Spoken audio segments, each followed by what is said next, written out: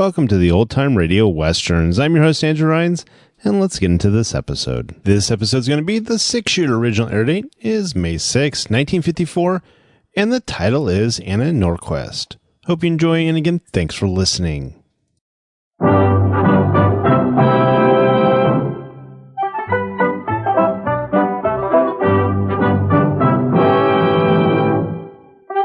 In a moment, you'll hear James Stewart as the 6-shooter, just one of the many fine programs brought to you each week on NBC. Tomorrow night, there's top comedy entertainment with The Bob Hope Show, The Phil Harris-Alice Faye Show, and Can You Top This with Senator Ford. Bob Hope delivers rapid-fire comedy routines, while Phil Harris and Alice Faye bring both mirth and music. It's a great Friday night lineup of comedy programs, all of them heard only on NBC. James Stewart as the 6-shooter.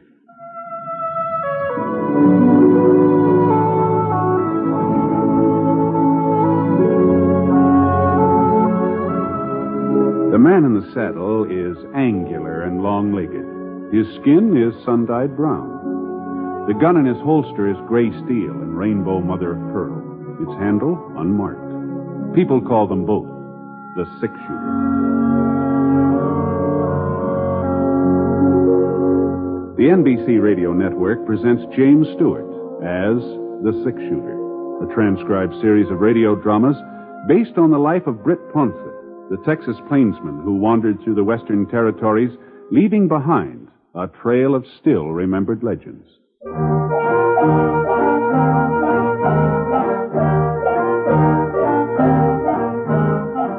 It was Friday morning when I got to Smoke Falls on my first trip to town in about 3 months.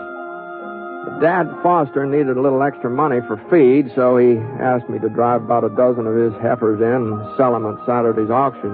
Well, I turned the cattle over to Brad McLean. He was the auctioneer. And then, seeing as about noontime, I wandered into Windy Night's Cafe. Windy's food's real good, too. Corned beef and cabbage, boiled potatoes, rice pudding for dessert. Real tasty. There was only one drawback to eating there. Windy. And then Ed Burt. He's a marshal now, Britt. But I guess you knew that, didn't you? Well, as a matter of fact, I didn't. Oh, sure. He was elected last July. 102 votes was cast. 102. Well, that's the biggest election we've ever had in this town. The biggest in this part of the state, for all I know. Well, yes, huh? Well, unless you count Fort Lyons. And over there, they ain't very particular who they let vote. Why, I hear tell there was a drummer passing through the town last election day, and they just drug him right off to the polls. Don't say. Yeah, I'll just bet you, if there was to be an honest census, we'd show up with a good 20 more people in Fort Lyons. Let me show. Well, sure was a fine meal, Wendy. Now, where do you think you're going, Britt? You ain't let me tell you about Marshal Burt finding Seth Quincy's body. Huh? Well, what did you think I was leading up to? Well, I didn't exactly know. Yeah, a week ago last Monday. That's when it happened. Oh. Well, the reason I remember so plain is, wrong about 10 o'clock in the morning, it started to thunder, and I said to Mrs. Coombs, I run into her coming down Main Street. I said, Miss Coombs, I said, don't let that thunder fool you. It ain't going to rain the first week in September. No, sir. I lived around here for 17 years, and it ain't never rained after the 25th of August. That's what I said. Yeah. Well, now, what about Mr. Quincy? Well, I was coming to that, Britt. Can't you give a body a minute? Oh, sure, Wendy. Now, where was I? Oh, yes. Well, he was lying on the floor of his parlor when Marshal Burt come in. They say the place looked like he'd put up quite a fight, too. Broken furniture and glassware all over the place. I see. A slug in his chest, that's what killed him. Shooting must have been around 11 o'clock that morning. That's so. Yeah, leastwise, that's when Mrs. Henderson said she heard what sounded like a shot. You know the Hendersons, Britt. Live right over in the road there, just down the road a bit from Seth Quincy's ranch, you know? Yeah, sure, I know. Clyde Henderson. He's that short, red-haired fellow who marries Sarah Watkins. I said I knew him, Wendy. Well, there's no need to take my head off. I'm just trying to give you the facts. Oh, I'm sorry. You go ahead. Give me the facts. Well, let's see. Where was I? Well, that's the trouble. Somebody interrupts you, and you lose your whole train of thought. Oh, yeah. About Seth Quincy. Well, I guess that's all there is to tell. A trial was last Monday. The trial? Sure. Pete Kellgren, the fellow that killed him. Pete Kellgren? What's the matter with you, Britt? Ain't you listening to me? What? Well, you kind of neglected to mention Pete Kellgren before, Wendy, I did? Yes. Oh. Well, there wasn't any doubt but that he was guilty. When Marshal Burke arrested him, Kellgren still had the $400 in his pocket. $400, huh? The money he stole from Seth. Oh, uh-huh. That's funny. Pete Kellgren never struck me as the type to... I guess you just never can tell about people, can you? Oh, I didn't know you was a friend of Pete's, Britt. Well, we weren't exactly friends, but we met up a couple of times. He always seemed like a nice young fellow to me. Well, he even admitted robbing Seth. Of course, he says that when he come in, Seth was already dead, and the strongbox was just sitting right there, real inviting. He sure must think we're a bunch of ignoramuses expecting us to believe a yarn like that. Well, I suppose it could be true. The jury didn't see it that way. Hanging is scheduled for next Monday. But the hanging? Well, I reckon I owe you a quarter, huh? Well, now, just a minute. I'll get you your change. Well, I'll be doggone. She's still there. Hmm? Well, that girl over in front of the depot. Been standing there since 9 a.m. this morning. Come in on the express from Fort Lyon. Oh. I guess she's waiting for somebody to meet her. Funny. I ain't heard of nobody expecting visitors. And I usually get wind of a thing like that. Yeah, I imagine you do. Yeah. Well, here's your change, Britt. Thanks a lot. No mention. I'll be seeing you, Wendy. You're going to be in town for a while, ain't you? No, I'm heading back to Foster Ranch tomorrow. Oh, that's a shame. You'll miss the hanging. Mm-hmm. Well, I reckon I can do without it. So long.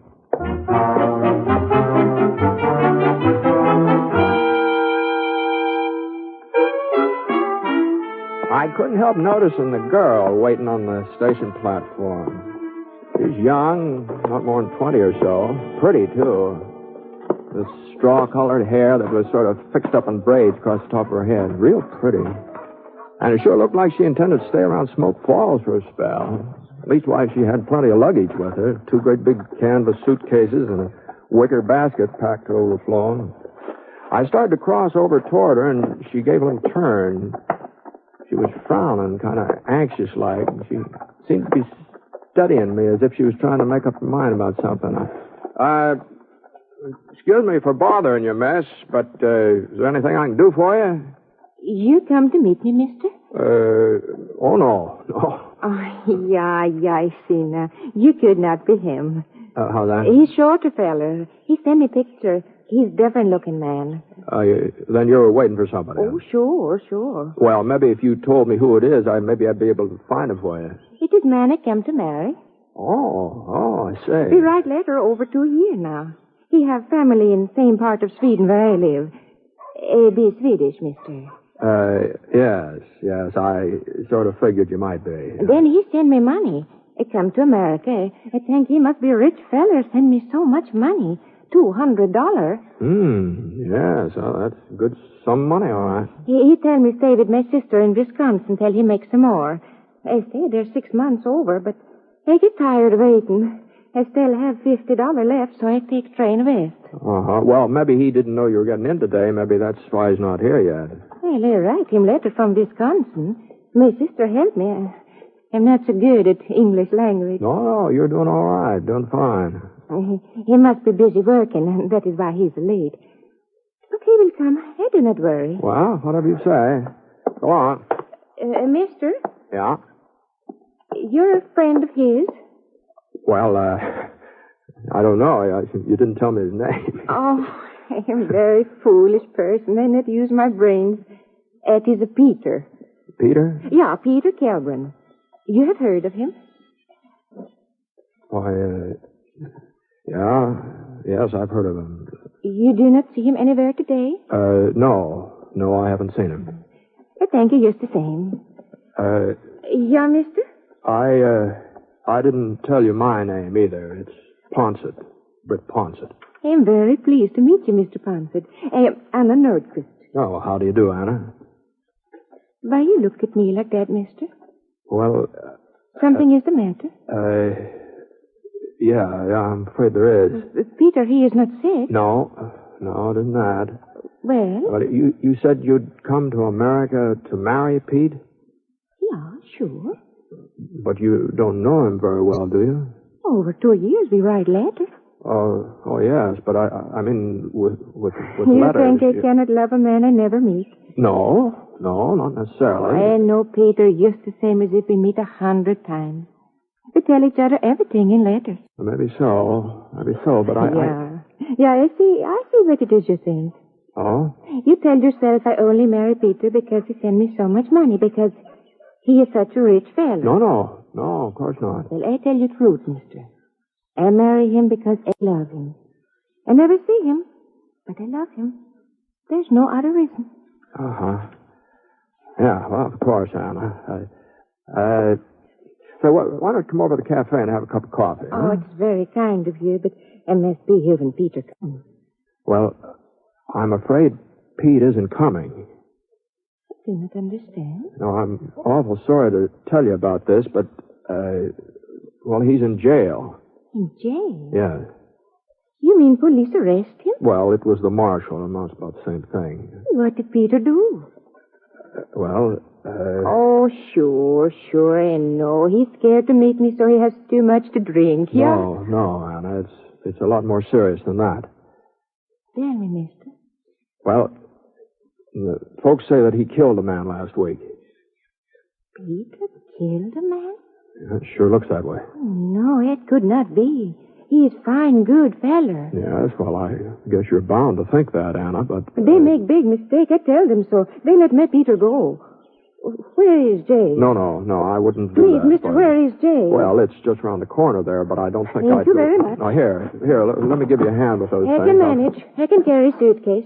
Never confirm. I'm plenty strong. Now, listen, Anna, I'm afraid the marshal Goodbye, mister. You come to wedding, yeah? Oh, sure. I mean... Well, good luck.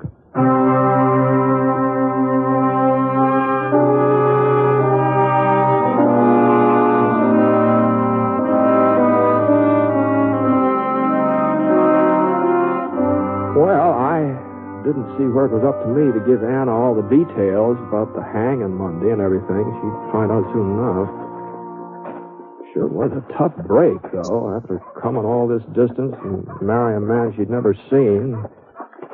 Well, I strolled around town for an hour or so, and then I headed over to George Billings' house where I'd left my things. I was planning to spend the night with George and his wife, Ellen. They offered me the use of the spare room.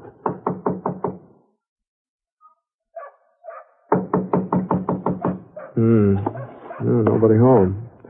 Well, I picked up the flower pot on the top porch step, and I found the key under it, and there's a note from Ella, too. It said for me to go inside and make myself comfortable.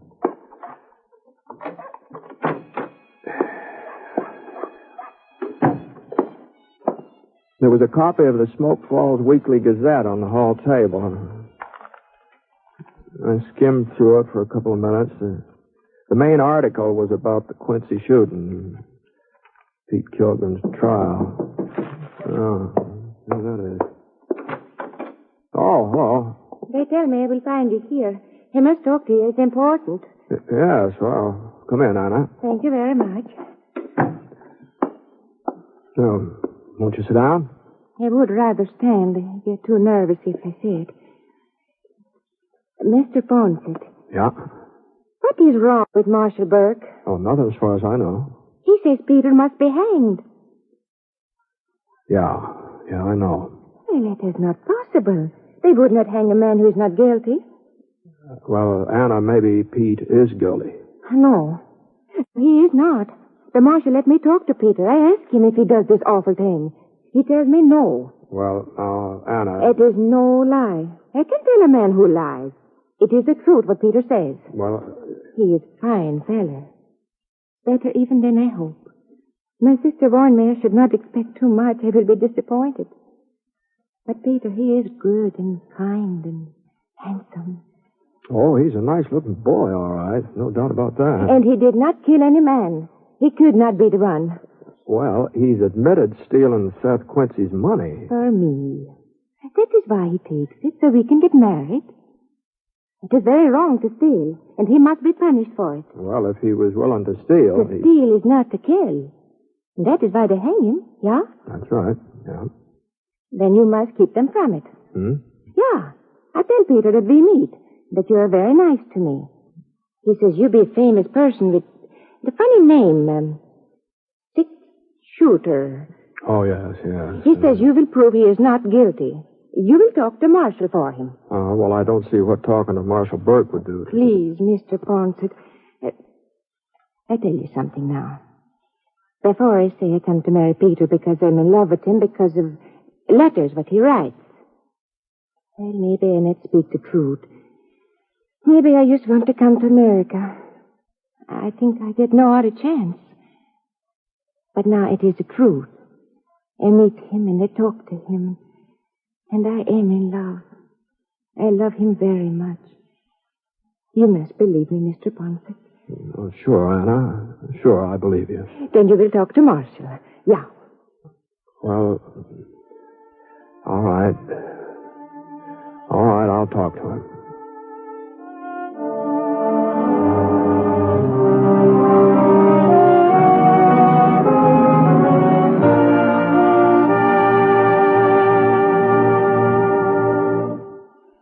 You are listening to The Six Shooter, starring James Stewart as Britt Ponset, the Texas cowpoke whose name has become legend throughout the West. Now, Act 2 of the story Anna Norquist. When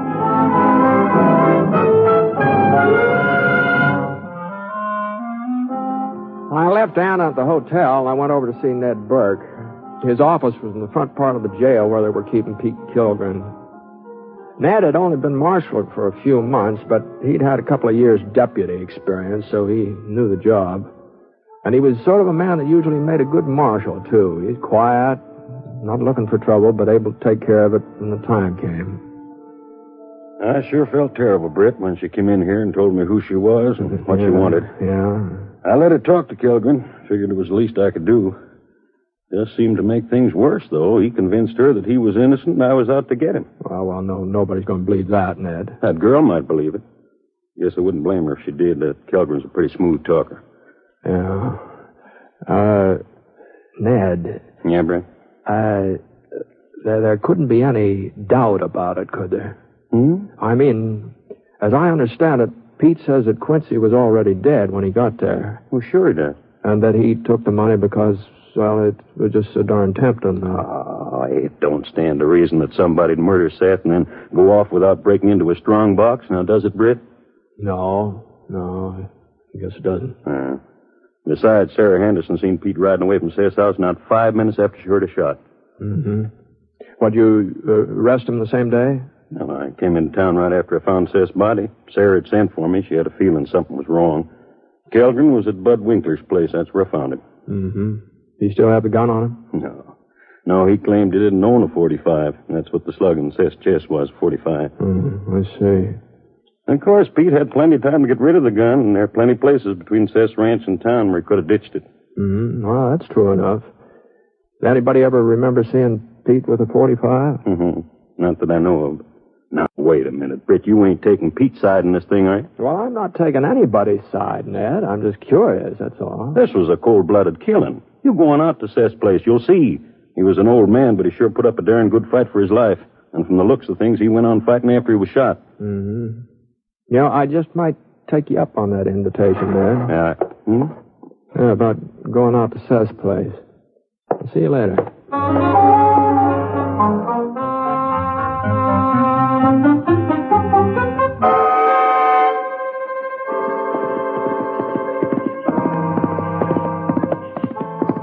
It was getting on toward dusk when I reached Seth Quincy's ranch. Whoa, boy. Whoa, Scar. Whoa. I walked up the front steps and tried the door. It wasn't locked. Seth had lived alone. It didn't look like anybody had in to straighten things up since the murder. Boy, there sure had been a whale of a fight in the parlor there.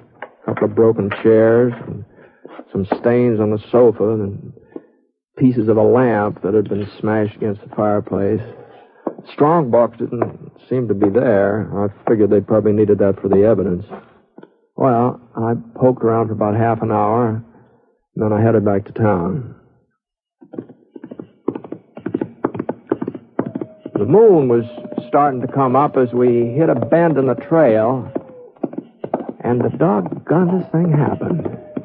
Now, Scar was usually as sure-footed as a mountain goat, and not a bit skittish either, but when a bat came winging out of some cottonwoods, I darn near sailed right out of the saddle. What the Sam Hill is going? Whoa! Oh, Scar! Come on now. What? And that's when I saw it. It was buried under a pile of leaves in a little gully. The first thing that caught my eye was the moonlight glinting off a piece of metal. Easy, Scar, easy. Of course, it could have been almost anything, a broken spur or part of a farm tool, anything. But even before I pulled it out from underneath the leaves and the dirt, I knew it was a gun.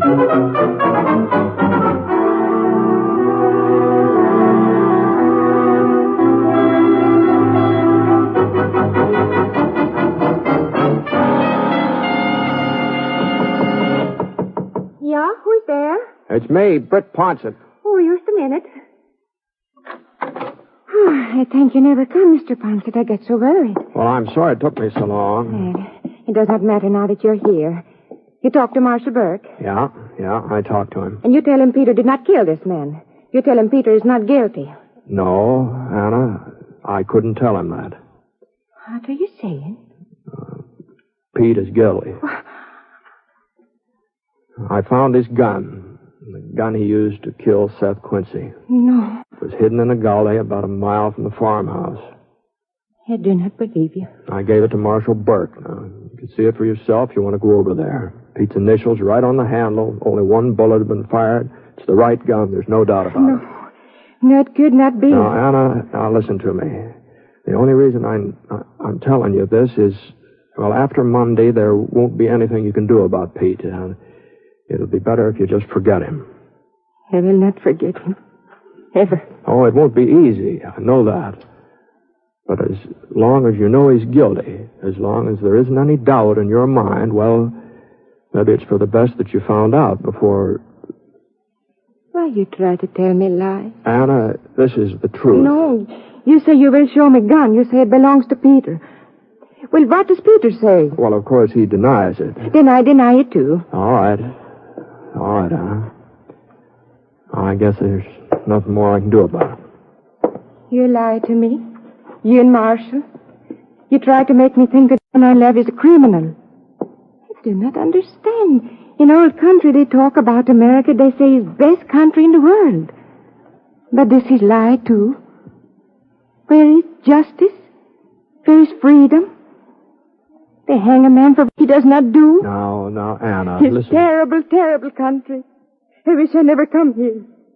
I wish I never leave my home. I have no friend, no husband. I be alone in country that I hate. No, I'm sorry. And if there's any way I can help you, if you need some money... I want no help from American. Well,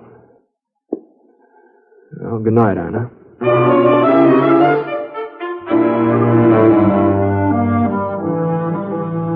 The light was still on in the marshal's office, so I stopped off and I asked Ned if I could go and have a little talk with Pete. He didn't seem to think it'd do much good, and to tell you the truth, I didn't think so either, but, well, I couldn't see it'd do any harm to try, so... Pete was a tall, stringy man, about 25 or so, tow-headed with a yellow mustache, kind of a pointed chin. All right, Britt, I'll leave you here. When you want out, just give me a yell. Thanks, Ned. Sure am popular today, ain't I, Britt? Yeah, I guess you might call it that, Pete. Well? Well, I thought maybe by now you'd feel like coming out with the truth. Told you the truth before. Never seen that gun my whole life. I ain't the only man with those initials, am I? Besides, what's the difference if I'm going to be hung anyway? Well, the difference is Anna. Anna? She believes you, Pete. She believes you're innocent. And as long as you go on saying so, she's going to keep on believing it. Even Even after... It's kind of nice to have somebody believe in you, Britt. Nobody else does. Now, Pete, you weren't railroaded. You had a fair judge and a fair trial, but Anna doesn't realize that. She's young, she's upset, and she's in a strange country. She wanted to come here pretty bad. Had a lot of dreams about this country, and now those dreams are turning sour. Maybe it's a good thing she woke up. Well, I just don't happen to agree with you on that. I think this is a pretty good place to live. But Anna won't find that out, not if she goes on feeling this way. Well, what do you expect me to do? Confess to murdering Seth Quincy just so Anna can appreciate the good old USA? You ask me, this country ain't so hot anyway. Mm-hmm. Well, there are a lot of folks who'd put up pretty good argument about that. Your own father is one of them. You're just wasting your breath. Yeah, I guess I am. Any man who'd kill Seth Quincy in cold blood the way you did... It wasn't cold blood. I didn't even... Go on, Pete. All right, but I ain't telling you this because of... Well, I don't even know why I'm telling you. I needed money for Anna so we could get married. I wanted to make a good showing like I told her in the letters I wrote her. Everybody said Seth had plenty of cash, that he wouldn't put none of it in the bank because he'd had a fight with Mr. Putnam and he kept it all in that strong box. I thought he'd gone to town. I never figured he'd come back and catch me while I was robbing him. I tried to hold him off with my gun, but he just kept coming. I had to fire. Even then, he didn't stop. Not until... Well... Pete. What do you want now? I want you to tell this to Anna. You can tell her. I'm afraid that wouldn't do any good. She's real pretty, ain't she? I never figured on her being so pretty. Sure was surprised. Yeah? I've been writing her for the last 2 years. It's Pa's idea. He knew her Ken back in Sweden. There wasn't any girl around here that, leastways none I was interested in. Uh-huh. Well, Pete? I'll tell her. But it wasn't cold blood, Britt, not the way you think. Yeah. Ned, I'm all done here.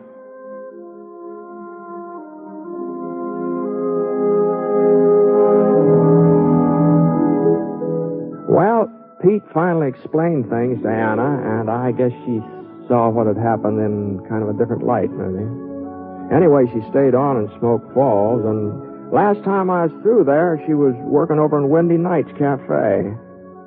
She changed some, too. The way she wore her hair, the way she dressed. But she was still just pretty as a picture, huh, Georgia? And you know something? Windy had changed. He wasn't talking so much. Folks said that was Ann's doing. That she'd asked him to simmer down a bit. Well, sir, if she was able to get Windy to stop talking even for a couple of minutes, if she had that much influence on him, well, you never know, do you?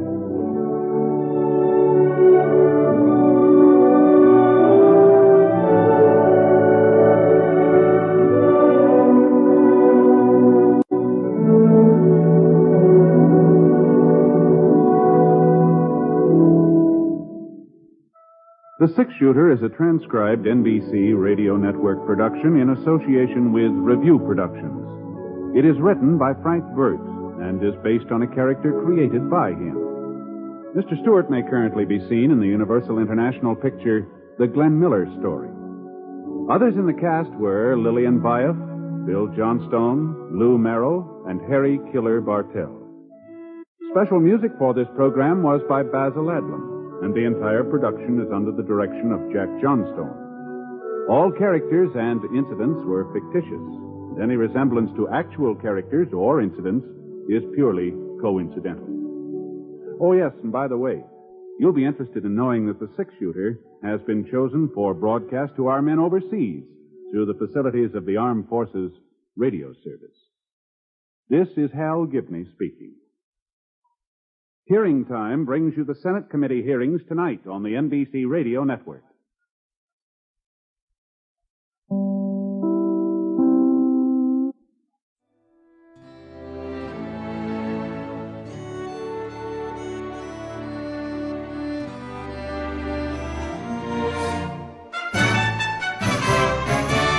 This has been a presentation of OTRWesterns.com, and we hope you enjoyed. Please take some time to like and rate our shows in your favorite podcast application. Follow us on Facebook by going to OTRWesterns.com/Facebook.